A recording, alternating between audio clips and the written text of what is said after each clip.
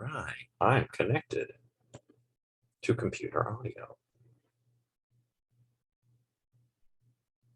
Nobody's here yet, though, so we shall wait.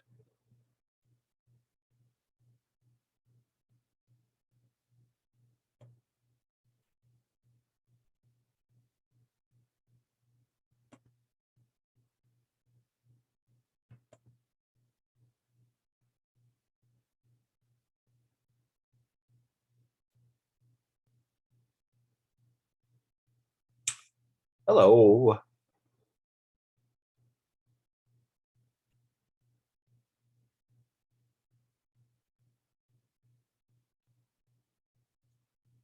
Let's see, we've still got 4 minutes. So, of course, we shall wait.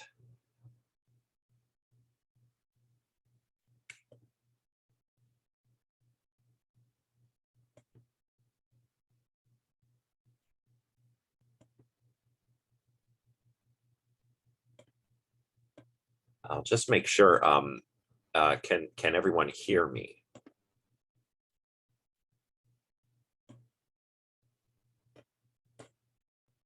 Excellent, thank you. Slideshow ready to go now because my computer is very slow and don't want anything to crash here before we get underway.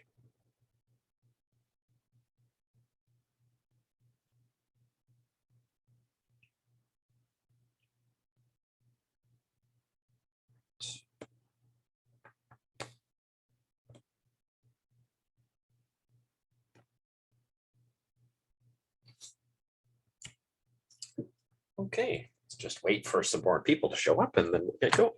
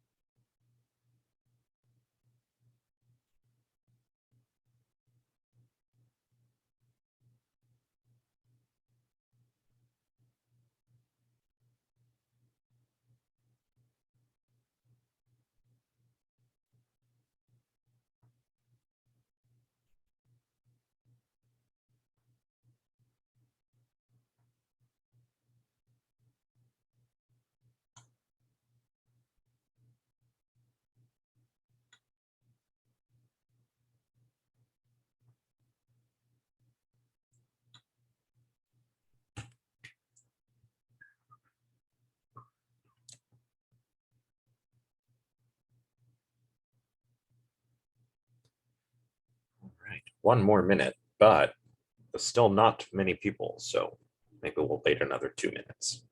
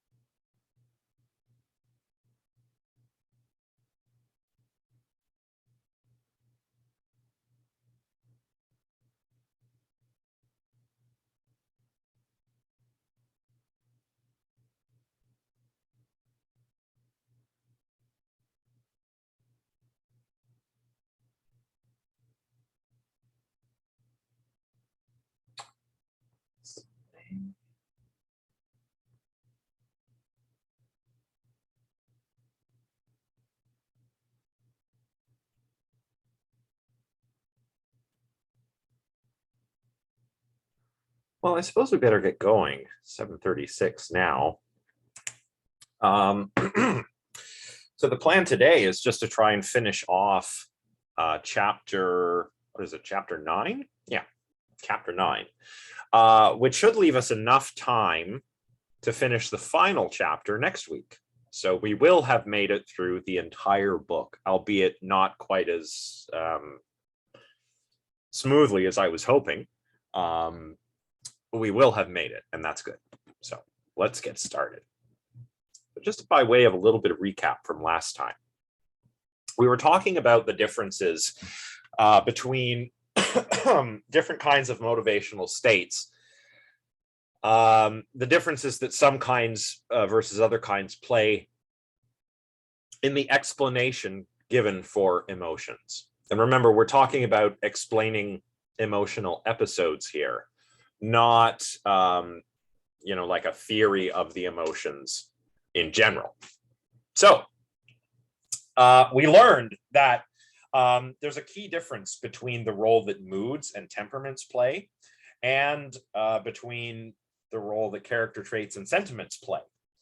When we explain emotions in terms of moods and temperaments, we can see that often such explanations are incompatible with the emotion being justified. And that's because when emotions are rooted in moods and temperaments, the emotion isn't a response to any kind of awareness of the relevant properties that would justify the emotion, right? So if we explain, for example, somebody's anger at a remark or at a person, because that anger is sort of rooted in one's mood or perhaps their temperament, that points to that anger being unjustified, right? It still explains the anger, right? We can answer why questions like, why are you angry? Well, I'm in a bad mood. I had a terrible night's sleep and I didn't have my morning cup of coffee, something like that, right? That explains the emotion if we answer the why question like that, but it doesn't point to the emotion being justified, in the epistemic sense. But this isn't the case with sentiments and character traits. That's because these connect with what the authors call the individual's broader evaluative outlook. So they point to something evaluative going on, thereby pointing to the emotions being justified. Now, we're going to do two things today. One of the things is we're going to firstly look at desires, because they are one of the motivational states that we did not have occasion to look at last time. So we're going to see if desires are more like moods and temperaments and point to emotions not being justified, or if they're more like sentiments and character traits. In that case, it might turn out that desires point to emotions being justified. Then we're going to move on and talk about some epistemology, which I got to say right off the bat, I'm no epistemologist. So I'm going to do my best with this section or with the last two sections of the chapter, just because epistemology is fun, but my knowledge of it does not go very far beyond the basics. But I will try and do the best I can. So we're going to ask, when we talk about epistemology, whether the fact that motivational states point to an emotion being justified, does that actually mean that these motivational states figure in actually justifying the emotion, right? Are they part of the justification conditions? Or do they just kind of point to the emotion being justified, right? So that's one of the things we're going to look at when we look at the epistemology stuff. One of the things that I think is most interesting about that section of the textbook anyway. All right. Let's talk about desires. We have to recall some important details about desires here. Earlier in the textbook, Deonna and Teroni argued that desires ought to be conceived of as mental states which are restricted, right? And maybe you remember this. When we looked at the chapter on desires, the authors discussed desires in terms of restricted contents and in terms of open contents. An open desire, or desire with open contents, might be something like, the desire not to die, right? It's not really about any specific thing that you can aim at. or a particular thing. It's just sort of general and long-standing desire not to die, right? But we can also look at them in terms of restricted contents. You know, if there is something particular that I desire, that fixes the aim for me as the subject who has the desire. And Deonna and Teroni argued that desires should be conceived of as this kind of mental state. Mental states with restricted contents. What do we do about the possibility of desires with open contents? We'll talk about that in a minute. But for now, we're talking about desires as mental states, and they have restricted content that allows them to fix aims for the person who holds the desire. And recall further that desires have a world to mind direction of fit. So they're not like beliefs, and they're not like emotions, which have a mind to world direction of fit.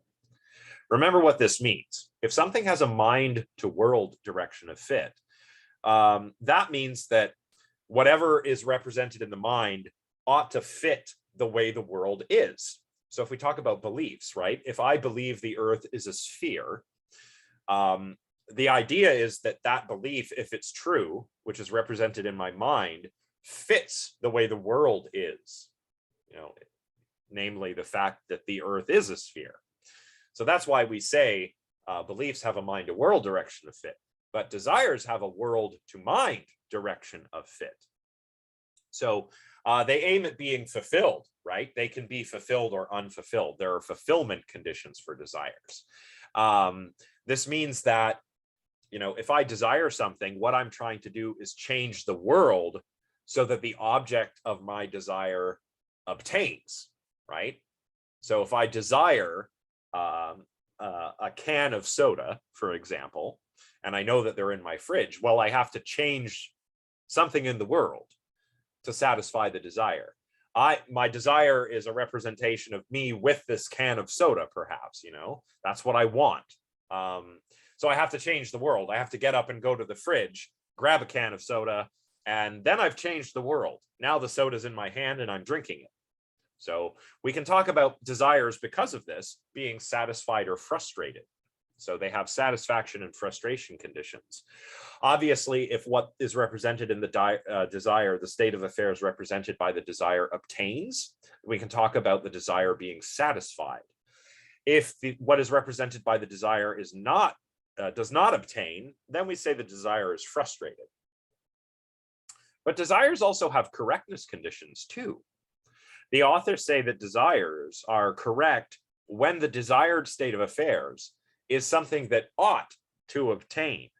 So this is really cool, actually. The correctness conditions of desires seem to center on something normative, right? Because there's this ought there. And they also stand in important and multifarious relations to emotions. We've seen this before, right? We can explain desires in terms of emotions, for one thing. Right? Like if I'm, faced with the snarling dog or a charging bear, then we can explain my desire to run away in terms of my emotional response, which would be fear. If I'm afraid, that's because I must think that the bear or the dog is dangerous, and I form the desire to avoid that danger, to avoid that harm. That's because I had that emotional response of fear. So we can explain desires in terms of emotions, but we can also cite desires to explain why certain emotions occur. For example, if I desire to meet, some famous philosopher because I think their work is really cool, then that would explain why I'm pleased to meet him or her when I finally do get to meet them, right? So that's another way. Oh, here's Michael. Let's let him in. So that's another way that we can see the relation between desires and emotions, right? We can explain some desires in terms of the emotions we're having. Oh, excuse me. And we can also cite desires that explain why emotions occur. Now, the authors take a look mostly at the epistemology of the second kind of relationship, when we cite desires to explain why emotions occur. So that's what we're going to do. Now, this is a little quote heavy. I do apologize for that. But sometimes I just think the authors just the way they say things, even though it's not perhaps as clear as I would like, is still better than the way that I could say them. So I've left these quotes in. Deonna and Teroni say on page 110, explanations of emotions in terms of desires clearly differ from explanations in terms of moods and temperaments, because they do not set aside the possibility that the emotions they explain are justified, right? Remember, if we explain emotions in terms of moods and temperaments, we get a causal explanation for the emotion, but we set aside the possibility that it's justified because moods and temperaments don't point us to anything within the broader evaluative outlook of the subject, right?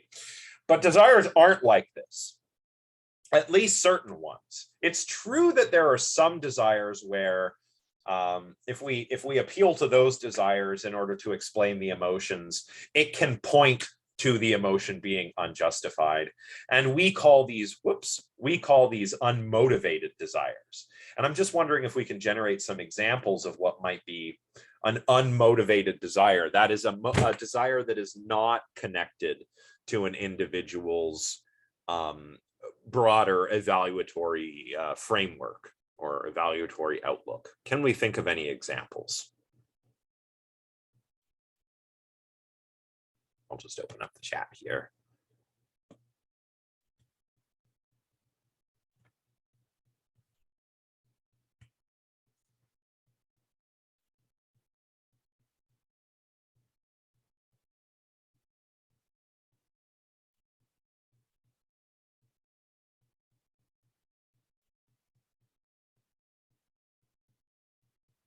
Well, all we have to do, right, is come up with an example of a desire that's not connected to some broader evaluative outlook.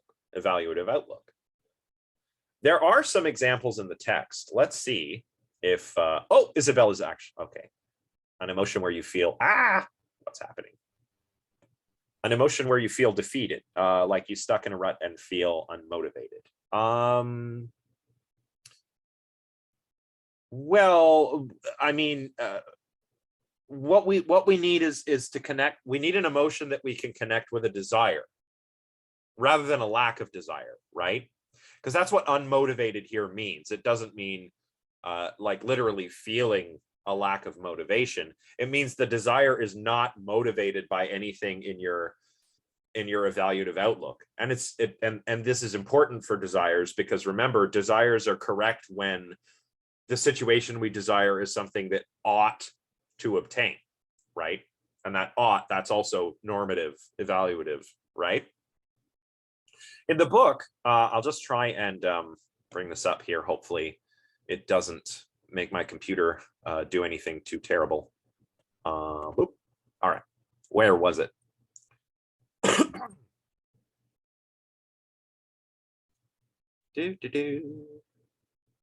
Okay, here's a funny one on page 110. One may, for instance, wake up with a desire to smack someone, a desire for which one has no reason at all and which is completely disconnected from one's evaluative outlook, yet feel joy instead of shame or guilt as a result of having satisfied it. Okay, so that's an interesting example from the textbook. Maybe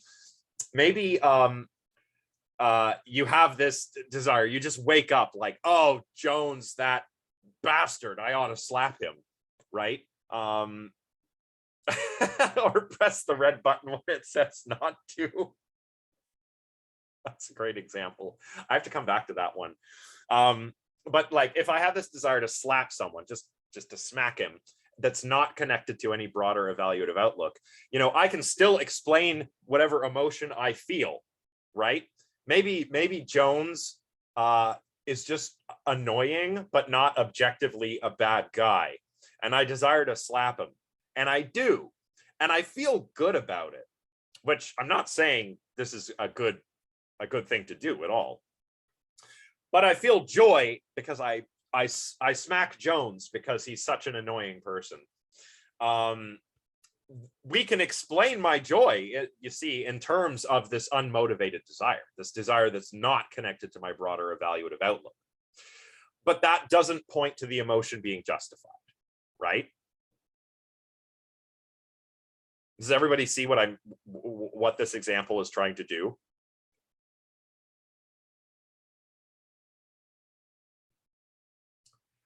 That's a good question. I mean, selfish, it depends on whether the desire is motivated, right? So is it selfish in that it's egoistic? Yeah, okay. So if it's connected to your broader evaluative outlook, then I think it's fine. The discussion gets a little tricky here, right? Because individually selfish actions can also be altruistic when you look at the broader picture. It depends on the situation. I have to think about that for a few minutes, actually. But just to come back to the previous example, Becca suggested to press the red button when it says not to. Yeah, that's a really interesting example because you can see how straightforwardly that might not easily fit within one's evaluative outlook, right? For example, an individual might be disposed to express, or maybe she believes that instructions ought to be followed, right? Maybe a belief like that is part of her evaluative outlook. But yeah, we all have these moments where it's like, oh, I know I'm not supposed to do that, but maybe I should, right? So yeah, I think that would count. Coming back to Isabella's question, would it be justified if it is a selfish desire? That's tricky. It depends. I think it depends on what the desire is for and whether I think it really comes down to whether the desire would be justified or not. I have like an example that I was just thinking of just now. Like, for example, obviously it's wrong to steal, right? But if you were in a situation, let's say like you're homeless and you have children and your desire is like to steal food to feed your children, like it's justified, but yeah. So that would be a motivated desire, right? Oh, okay. But if I guess you could contrast that with the urge to steal just because, right? Right. Just to be like a badass or something. Like, yeah, you're not trying to feed your kids, you're not trying to stick it to the man or whatever. You're just like, look what I did, you know. You're cool. Yeah. Like, that's more egotistical, I guess. Yeah, I mean, it depends though, because this actually, like, egoism, altruism, this is like a whole other thing. But yeah, I mean, the key is that unmotivated desires are those desires that don't refer to anything within one's evaluative outlook, right? Oh, okay. That's the key. And those kinds of desires might point to emotions being unjustified, right? As we've said, like if I feel pride at having stolen something just to see if I could get away with it, well, that's not something you ought to be proud of, right? It's not a worthwhile accomplishment. But if you've stolen some food because you have to feed your kids, I mean, sure, stealing is morally wrong, but you got to feed your kids, right? So that is a motivated desire. So the authors continue. They say on the same page, desires that we use to explain emotions need not be unmotivated in this way, however. More often than not, our desires have a given content because of some reason we have to favor or disfavor a specific course of action. That is, they are themselves reason-responsive states, or as they are sometimes called, motivated desires, right? So unmotivated desires are disconnected from the subject's evaluative outlook, but motivated desires are often explained by one's underlying character traits and sentiments. So we can go over some examples of this, and we've just had one, really, right? Like, imagine there's a woman, maybe she's experiencing homelessness, or she's in severe financial hardship. She's at the grocery store. Maybe she's buying some stuff, but also, you know, maybe she's pocketed a few other things because maybe she reasons like, look, number one, I've got to feed my children. And number two, this is a big grocery store, Galen Weston is not going to miss a can of lentils that I didn't pay for. So yeah, I'm going to take these lentils and make some food, right? Feed my kids, right?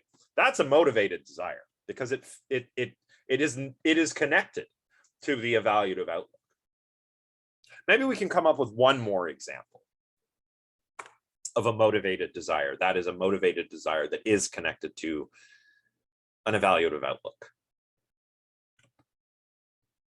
I'll just open the chat here, just see if anyone comes up with one.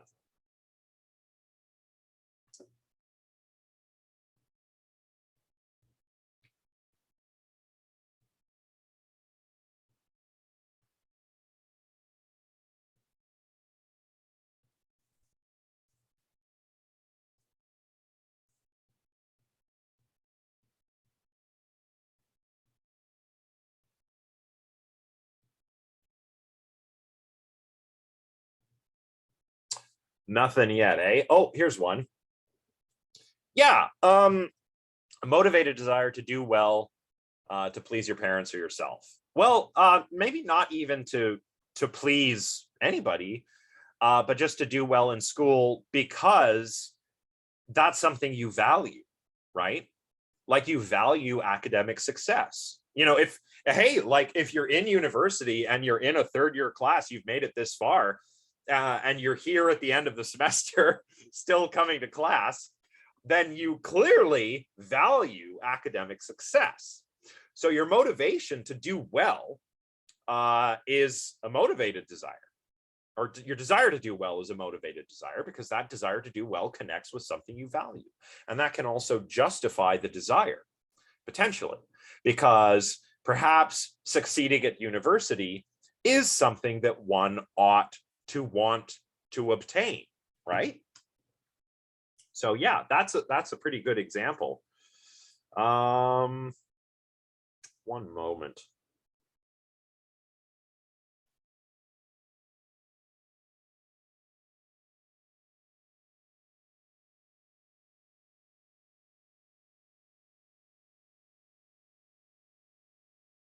Okay, now that we have that example, let's move on to see what else Deonna and Teroni have to say. My computer keeps skipping ahead on these slides. So they say further,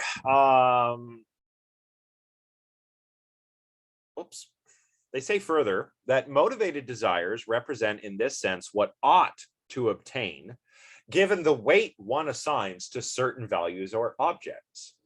The sense in which these desires are correct or incorrect then can be traced back to the correctness or incorrectness of the evaluative states that motivate them, and to whether the states of affairs desired indeed ought to obtain, or is what the subject ought to bring about, given the various ends these values and objects may fix for the subject.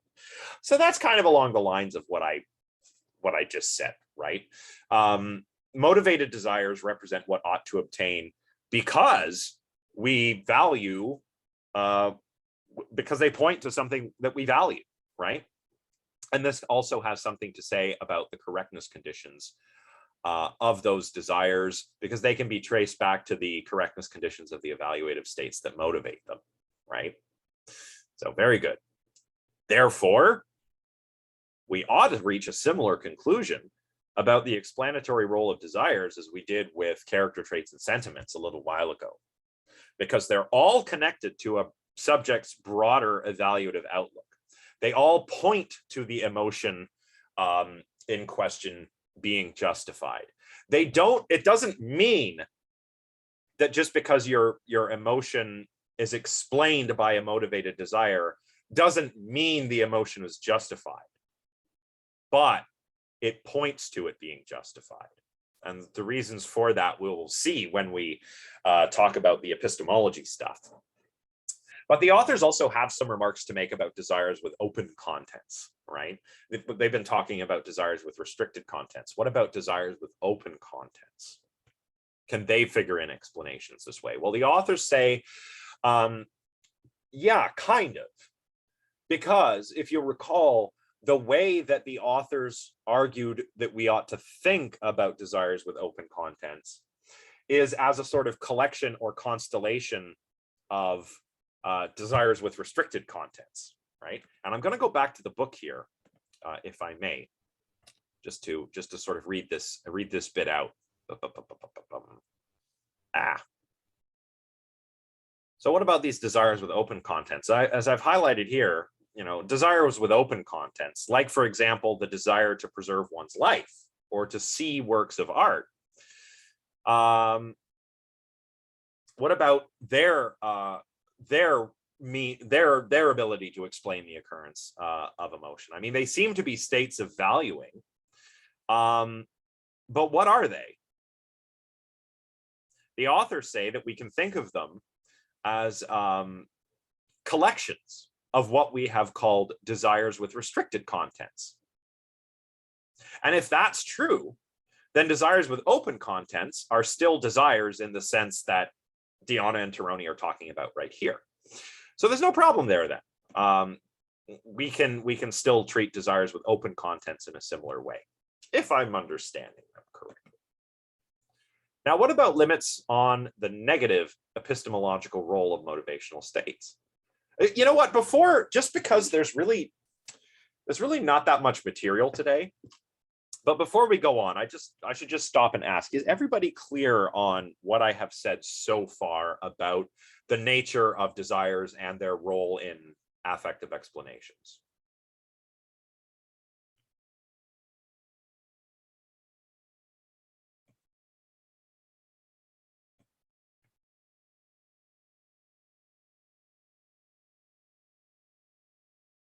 Maybe not.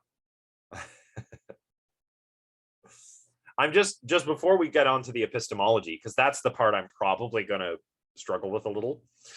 I just want to make sure that everybody's kind of clear on the role of emotions in affective explanations. They're similar to character traits and sentiments. They point to emotions being justified, but they do not actually justify them. Okay, good. So Isabel is good. Hopefully everyone else is good as well. So we'll move on to the epistemological part.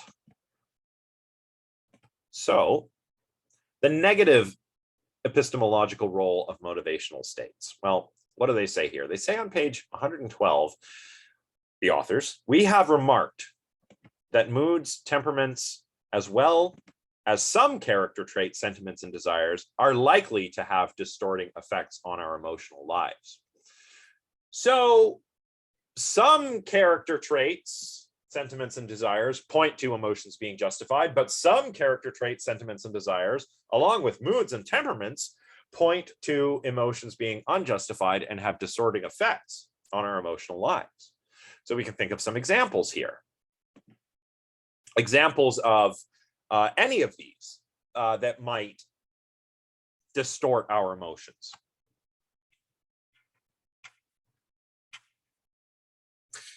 I mean, I suppose the easiest one is the one that I mentioned earlier, not the slapping example, but the grumpiness example. Grumpiness, you're in a mood, you're in a grumpy mood. Maybe you feel like me. I didn't have a very good sleep last night, and it's past 8 p.m. and I'm still drinking coffee, and I'm just not my usual chipper self right now. So perhaps I would have an angry outburst at somebody, right? But that's not rooted in anything in my broader evaluative outlook. So clearly that's a distortion of my emotional experience. What about other examples? I'll just hang on a moment in case people offer any in the chat. Oh, goodness. The coffee does nothing.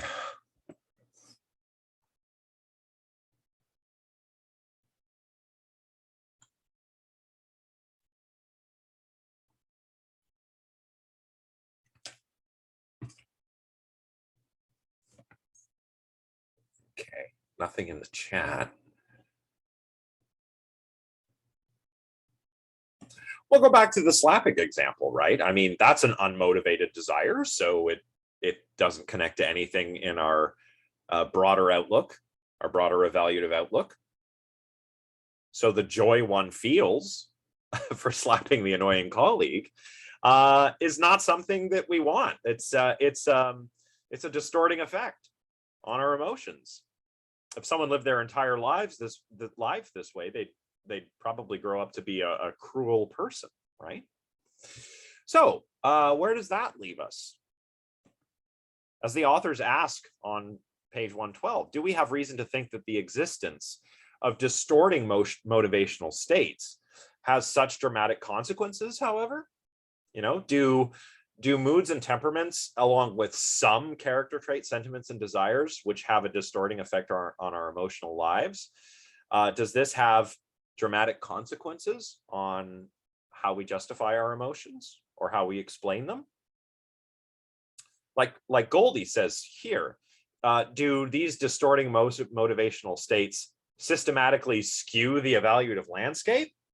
If motivational states always did this, right, and this is the important part, if motivational states always distorted our apprehension of the evaluative domain, this would have serious skeptical consequences, because these motivational states wouldn't just distort our emotions, but all kinds of other evaluative states as well, right? It wouldn't be a problem in our emotional lives, but it could be a problem when it comes to any kind of evaluative judgment.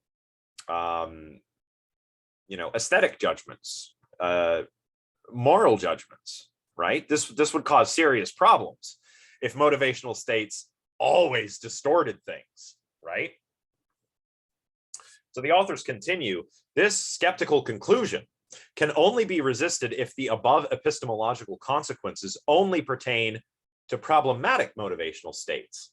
Not all of them prove detrimental to the idea that emotions can be justified along the lines we recommend. So what the authors are doing here is basically addressing a worry, right? Like, oh, the worry is, motivational states can skew the evaluative landscape. If they do that all the time, well, that's a big problem, right? It doesn't just have an impact on emotions, but on all kinds of value judgments. But it seems that, or the authors want to say that, that problem only pertains to problematic motivational states, right? So if we have character traits and sentiments and desires that are all working the way they ought to, connecting everything together within this broader evaluative framework, then there's no problem. There's no problem. Whoops.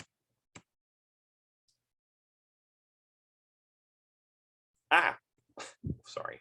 And next, the authors say, in close connection to the point just made, the significance of the present worry depends on how we demarcate the domain relevant for assessing whether an emotion manifests a capacity to reliably track the evaluative facts. This is an instance of what epistemologists call the generality problem.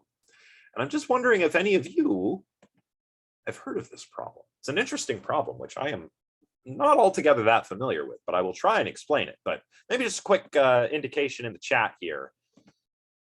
Nope, no, okay, that's okay. It's an epistemological thing. Actually, one of my old colleagues wrote his master's thesis on the generality problem. That's really all I know about it. But anyway, God, I'm a terrible epistemologist. What is the generality problem? Well, the generality problem for reliabilism, don't worry about what that means. The generality problem is the problem of determining for any given belief which belief forming process type is relevant for justification determining purposes. So remember, this all kind of goes back to Alvin Goldman and a paper he wrote on justified beliefs, if I'm not mistaken. But I know I've talked about the justified true belief account of knowledge in this class. I think I have. Have I actually? Have I told you guys about that? The justified true belief account? Let me know if I have or haven't. We'll go over it now.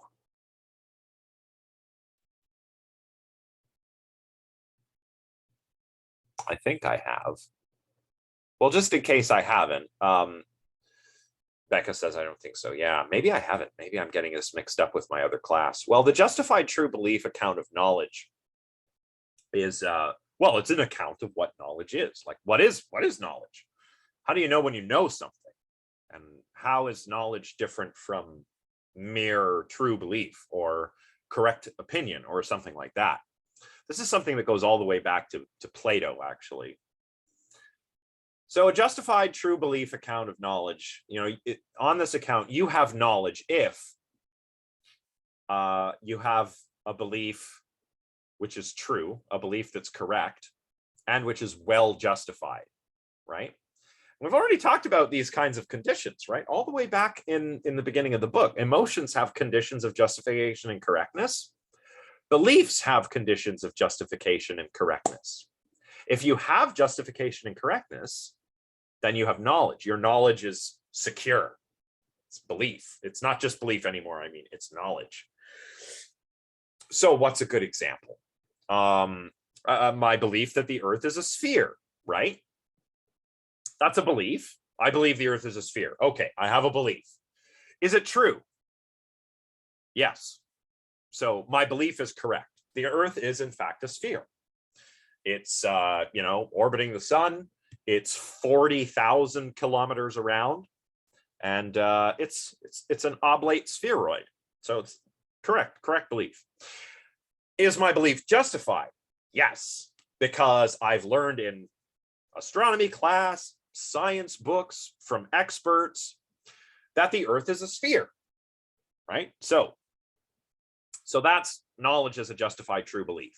Now, to get back to the generality problem, the problem is the problem of determining for any given belief which belief forming process type is relevant for justification determining processes. So which belief forming process is relevant when it comes to determining whether my belief is justified or not.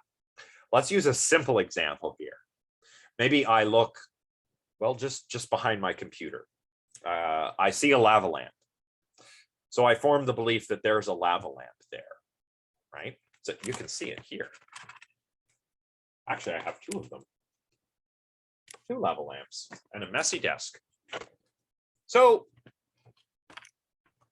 what process is relevant for what determines justification that I see the lava lamp there? Is it, whoops. Oh, thanks. Yeah. I wish I had more. I wish I had more. That blue one I've had since I was like 12 years old. It's quite old. But what's my justification? Is it vision? Is it just vision? Like, is it my visual experience of the lava lamp, the mental representation that my visual experience gives to me? Is that the relevant belief forming process? Is it just vision on the whole? Or is it broader than that? Is it perception? Where do we draw the line? Where's the process that's important or relevant for justification determining purposes? That's the generality problem. And why it's a problem is that whatever process we point to seems to be kind of arbitrary, right? Whether I point to something very broad like perception, or something more narrow like just vision, or something even narrower like, oh, I got a visual representation of a lava lamp in front of me. It seems arbitrary wherever you say the relevant belief forming process is. That's the generality problem. Maybe I know more about this than I thought I did. I don't know. But that's okay. Do you guys get that? Do you see what I'm saying there? Just let me know. Okay, Michael's good. Awesome.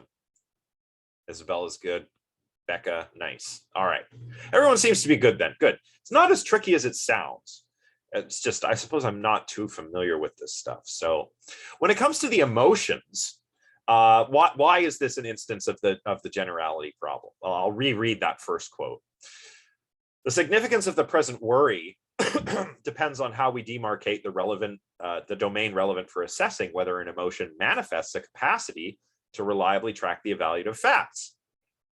So the key here is tracking evaluative properties.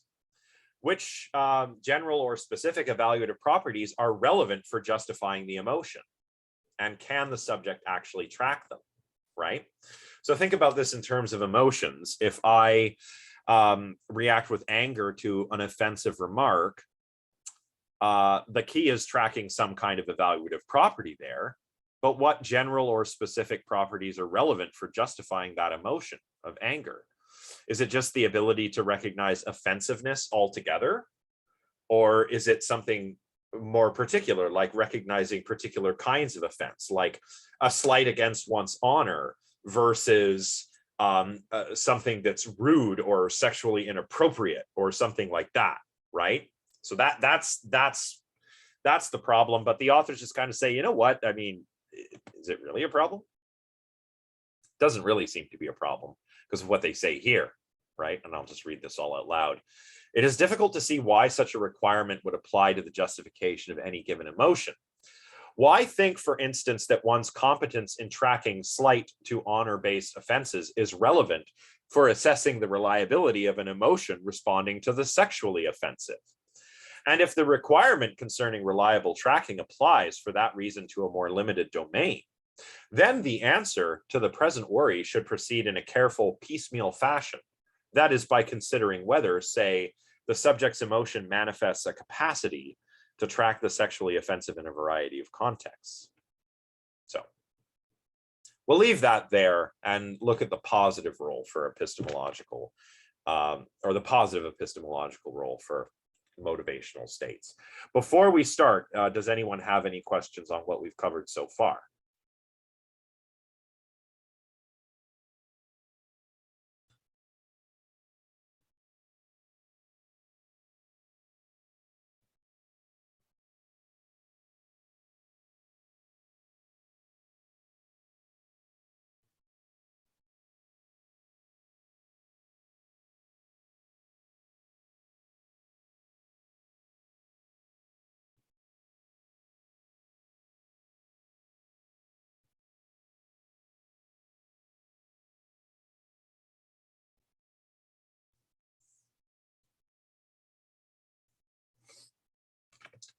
Something in the chat here. Okay. Well, we'll move on then, because I think we're almost done. Oh, well, still a bunch of slides. Oh, well, whatever. Okay, let's talk about the positive epistemological role for motivational states. So we've already seen that some motivational states are not compatible with the justification of emotions, namely moods and temperaments, but also some desires, some sentiments, and some character traits. So where do the authors go from here? Oh, well, they lead us to another question, a central question, they say. Whether motivational states can positively contribute to the justification of emotions. In other words, when sentiments, character traits, and desires do not play a distorting effect, do they merely locate the emotion in the subject's broader evaluative outlook, or do they in addition constitute justificatory reasons for the emotions they explain, right? And this is what I was saying earlier. Why the authors so far are just saying that, okay, certain motivational states point to an emotion being justified and others point to it being unjustified. They don't say that the ones that point to it being justified actually make it justified. That's a question that they're going to answer right now. So when they locate, when an appropriate motivational state locates the emotion within a subject's evaluative outlook, is that all that happens? Or does it also justify the emotion that it also explains? That's the question we have to tackle. So recall, and I'm quoting here from the authors again from page 113, in chapter 8, we defended the idea that emotions are justified if and only if, in the circumstances in which she finds herself, the subject is, or seems to be, aware of properties that would constitute specific instances of the evaluative properties that make those emotions correct, right? Because of all that supervenience stuff that we were talking about. Now, is this right? Can this be a correct account of justification for our emotions? After all, the authors have been appealing to motivational states a lot here. So we should ask and try to answer the question of whether they play a further epistemological role in terms of emotions and their justification, not just their explanation. The authors think that it's intuitive that they do, but it's hard to articulate how, right? It's hard to articulate how motivational states play this role in justifying emotions. But they think there's two ways of doing so. The first way, one may think that motivational states contribute positively to justification because emotions, in fact, inherit their justified or unjustified character from that of these motivational states, right? And that's something I get that intuition. I think I certainly have felt that as I was prepping for the class, right?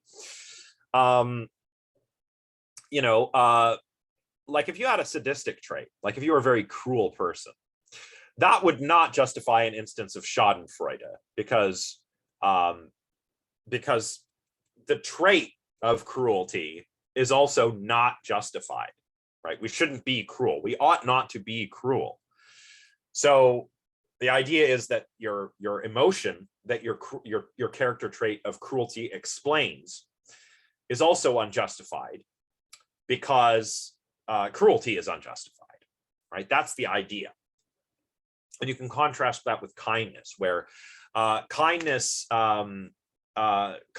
is a justified, thing to do. It's something you should aim at, right?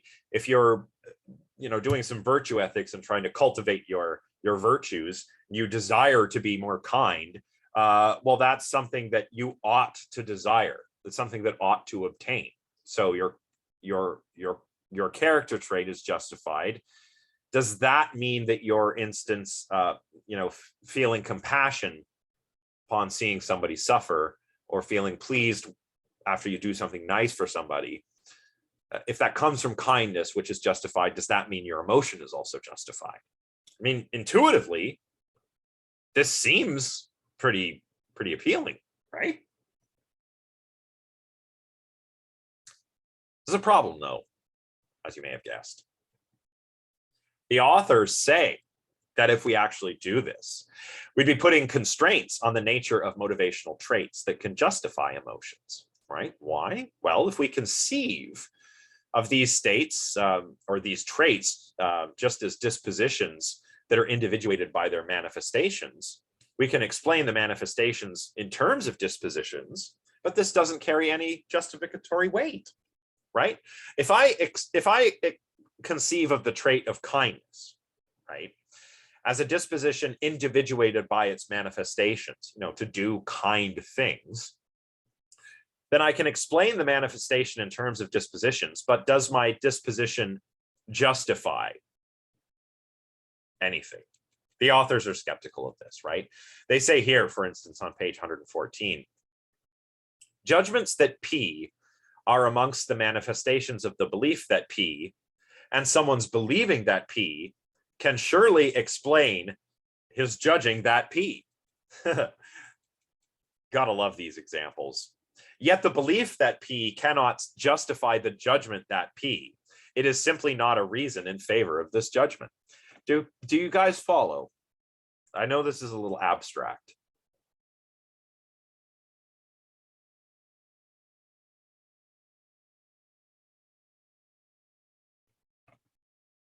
Kind of. Maybe we can go to the book if my computer cooperates.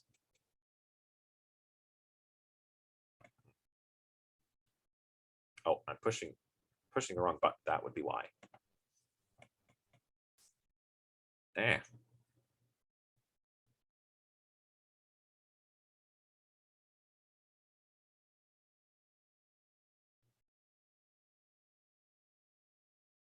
Oh, they actually don't have a concrete example here.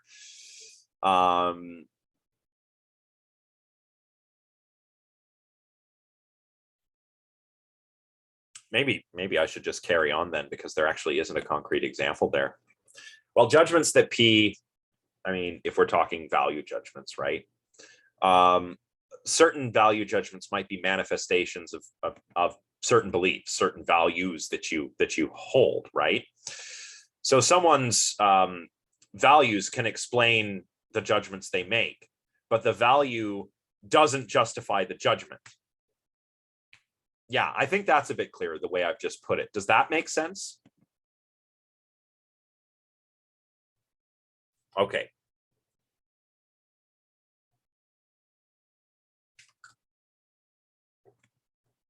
Now, the authors do think that this relationship obtains between emotions and motivational states.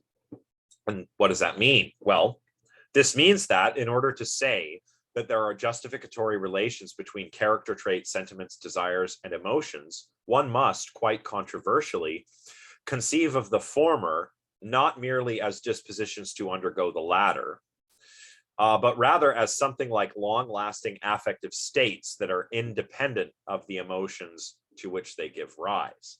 And now we can go and take a look at some of those examples. For example, on 114, Mark's love for his niece is now viewed as a long-standing intentional relation to her that can be justified only if there is evidence that she is indeed lovable. That's a funny way to put it, if there's evidence that she's lovable. One must also claim that the emotions to which these states give rise, an episode of pride at his niece's achievements, say, inherit their justification from that of these states. So that makes it, I suppose, a little bit more concrete. So here we're not conceiving of character traits as dispositions, but as like long-lasting affective states, which are independent of the emotions they give rise to. And we kind of have these states, as in the example, the state of affection towards, Mark's state of affection towards his niece, because there's evidence that his niece is in fact lovable. Maybe she's genetically related, does cute stuff, I don't know. But, there's an example. Now, how plausible does this look? I don't know. What do you guys think? Conceiving of character traits, sentiments, all of these motivational states as these long-term affective states. I mean, personally, it's different. But remember last time, I mentioned that character traits are a big deal in virtue ethics, moral philosophy, moral psychology, a lot of those areas. They're discussed a lot in a lot of different areas of philosophy. But the evidence for them, the evidence for long-standing stable dispositions to cognitively and conatively, do certain things in response to certain situations is not that good. So maybe we do need to try and start thinking of character traits in a different way. I don't know. What do you think? If you don't have any thoughts, it's fine. But if you do, let me know. I'll just wait here.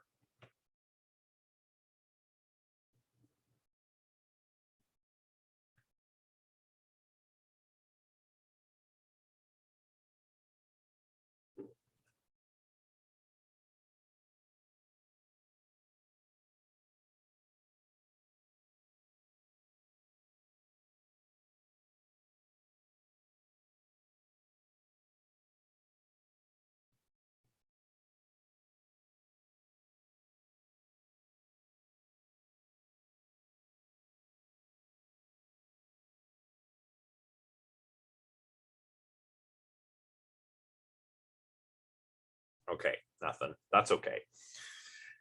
It's Thursday, and we all want to get the week over with. Well, okay, so how plausible doing this actually appears will depend on whether we can tackle these intuitions here, the intuitions that the authors mention in this paragraph. The first intuition. First, not only do many of our motivational states seem, as we have suggested, to emerge from a series of emotions about their object, but the justification of the former seems also to depend on that of the latter. Intuitively, it makes more sense to say that my love for all things Shakespearean inherits its justification from the many specific and distinct justified emotional experiences his works have elicited in me, and out of which my love has emerged, than the other way around. And this is like, the example of Mark's niece. Like, does he have the sentiment of affection toward his niece? Well, if he does, maybe it's because there, in all his interactions with him, she's given evidence that she's lovable in some way, right? So that's the idea. We actually have, this is an appealing intuition, but the authors are trying to build a case against it right now. So, second intuition. The advocate of this view will have to explain away the intuition that many emotions, like the admiration one may feel on discovering an artist's work, do not seem to be accounted for by any long-standing intentional relation, and a fortiori by one from which they can inherit their own justification. That's interesting. What are they saying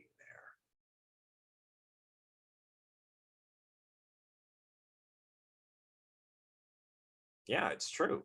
I mean, say I hear a band I've never heard before, and I really admire the music. I can't explain that. At least there's the intuition that I cannot explain that by any long-standing intentional relation, right? Did everybody see what I mean there?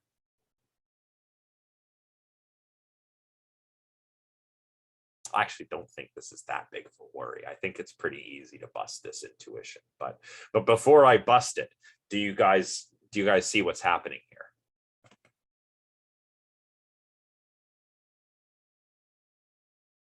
Okay.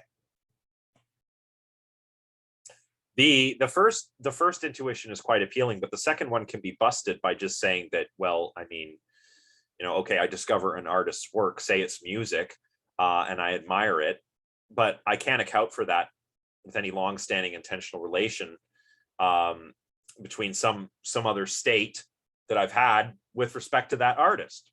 But I've clearly encountered similar artists in the past, right? So, but that's still busting that intuition in a way that kind of still supports the first intuition, right?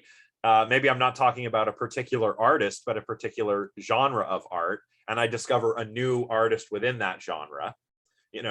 Like all the times I've listened to heavy metal I've admired the artists, right? So then I discover a new band and I admire them. Well, that's not because of any intentional relations between motivational states that are based on previous encounters with that artist, but with the genre, right? Yeah, like Michael says, long-standing love of music. So we can do away with the second intuition, but only by kind of supporting the first one, and we're trying to do away with both of them here, right? So yeah, what are we going to do? How are we going to build a case against this? Well, we don't need to rely on these intuitions. We don't need to rely on either of them. Maybe we could argue instead that motivational states wholly or partially constitute the evaluative properties to which emotions respond. Might work. The authors say of this, for instance, one's desire to preserve one's physical integrity should be counted amongst the properties that constitute a specific danger in the light of which a given episode of fear is justified, and one's concern for one's honor partly constitute the sort of delegation in light of which the shame is justified. Because the relevant motivational states partly constitute the evaluative properties to which emotions respond, one is justified in responding with a given emotion only insofar as one is in the relevant motivational state. Maybe. I don't think the authors really push either of these options too hard, though, because they kind of end up concluding that motivational states, like certain desires, certain sentiments and character traits, don't actually justify the emotions. They just help to explain them by rooting them in a subject's broader evaluative outlook. Oh, I said evaluator outlook there. Oh, typo. Yeah. So as I kind of hinted at the beginning, some of these states, when everything is working the way it's supposed to, can point to an emotion being justified, but they don't actually justify the emotion in question.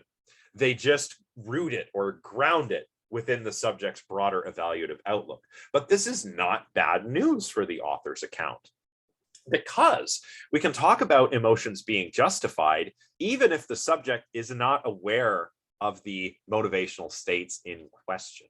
So before we wrap up, maybe we can come up with an example of that. A justified emotion, which is not, which the subject experiencing it is not aware of the motivational state, the desire, the character trait, the sentiment, whatever. Can we think of an example?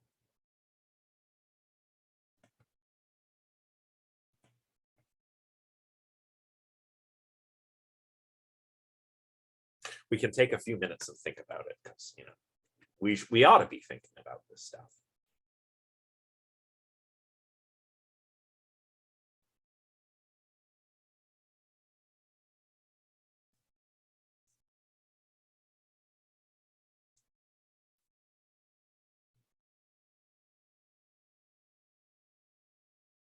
Nothing, eh? Well, maybe I can try and come up with one. So, a justified emotion where the subject is not aware of the motivational state in question. Well, remember, emotions are justified if and only if, go back, if and only if, in the circumstances the subject finds herself, the subject is aware of properties that would constitute specific instances of the evaluative properties to make those emotions correct. Think of the snarling dog, right?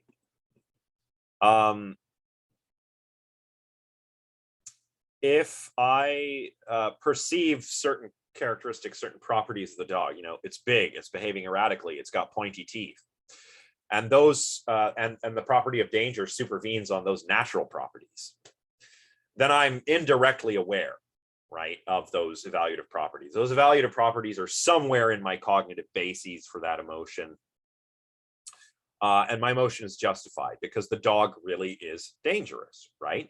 But I might not be consciously aware of any kind of desires that I have, like a desire to run away. I need not be consciously aware of that. I could just run away automatically, as we are often given to do when faced with some kind of extreme danger, right? So it's a good thing that these motivational states don't actually figure in the justification of emotions. We don't need to be aware of them to say that our emotions are justified. Everybody see what I'm saying now?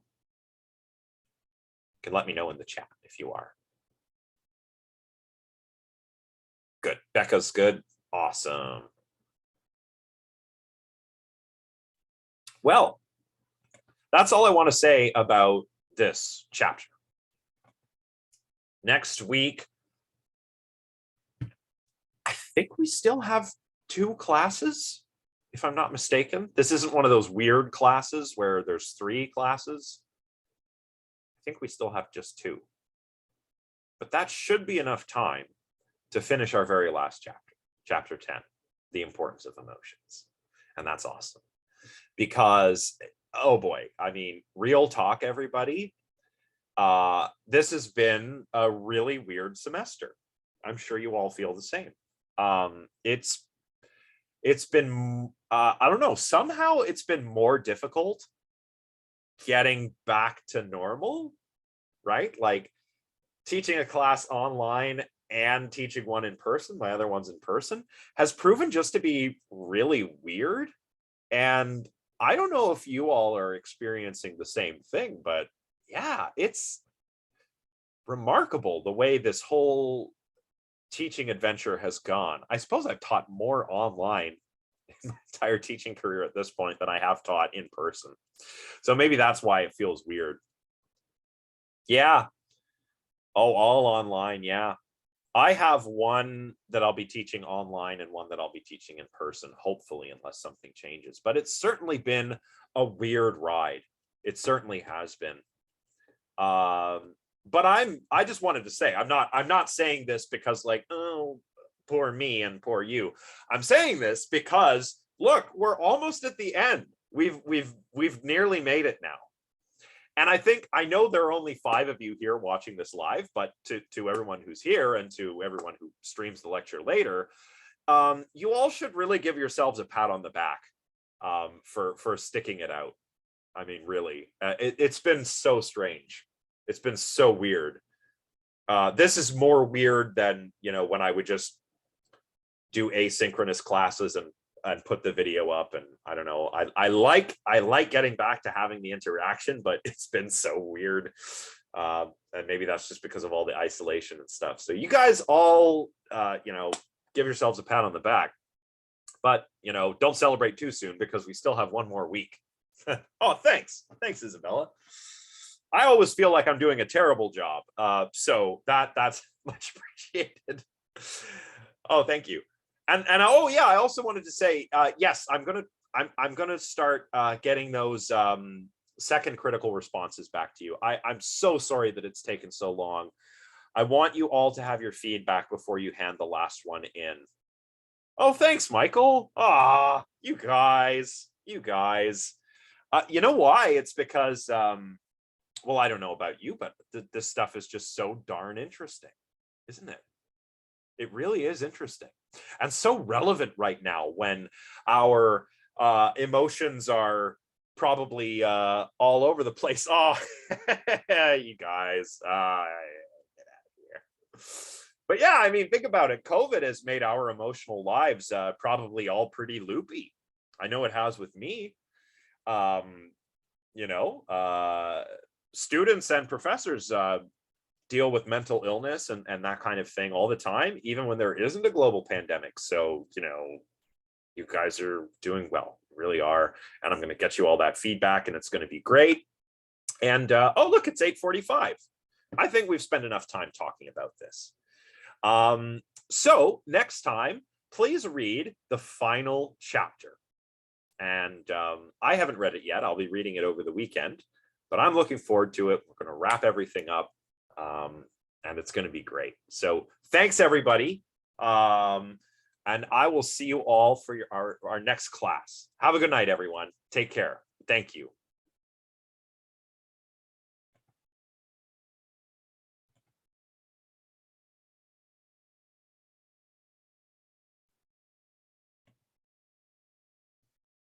I have the best students. Just want to say that, YouTube. I have the best students. They're awesome. All right. End transmission.